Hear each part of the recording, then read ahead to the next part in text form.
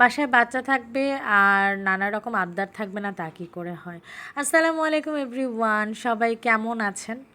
আমার ছেলে মেয়ে দুইটা বায়না ধরেছিল চিকেন ফ্রাই খাবে, তো ঝটপট আমিও বাসায় যা কিছু ছিল সেটা দিয়ে করার চেষ্টা করেছি। আমি প্রথমে চিকেনটা ম্যারিনেট করে রেখেছিলাম আগে থেকেই। এরপরে একটা ডিমের সঙ্গে হাফ কাপ দুধ দিয়ে আমি লিকুইডটা তৈরি করেছি।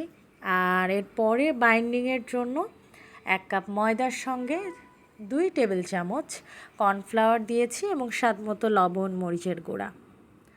এই তো এরপরে আমি সবগুলো চিকেন ফ্রাই এক এক করে বাইন্ডিং করে নিয়েছিলাম আগে থেকেই এবং সেগুলো গরম তেলে দিয়ে দিয়েছি।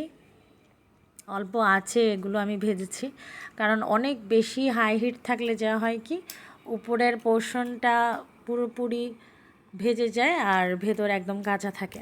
তা আমি সেটা কখনোই করি না, সবসময় চেষ্টা করি একদমই মিডিয়াম লো হিটে এগুলো ভাজার জন্য, এবং সেটাই করেছি। এতে করে ভেতরে অনেক জুসি থাকে, উপরে ভাজা হয়ে গেলেও ভেতরে জুসি থাকে।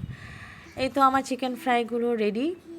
মাশাআল্লাহ মাশাআল্লাহ, খুব সুন্দর একটা কালার এসছে আর দারুণ একটা ময়েশ্চার চলে এসছে। আমি আপনাদেরকে চিকেন ফ্রাইটা ভেঙেও দেখাবো যে ভেতরে কেমন সিদ্ধ হয়ে গেছে আর ভিতরে অনেক জুসি থাকে। তো আমি অনেকভাবেই করি, এই যে আপনাদেরকে ভেঙে দেখাচ্ছি, ভিতরে একদম সিদ্ধ হয়ে গেছে মাংসটা।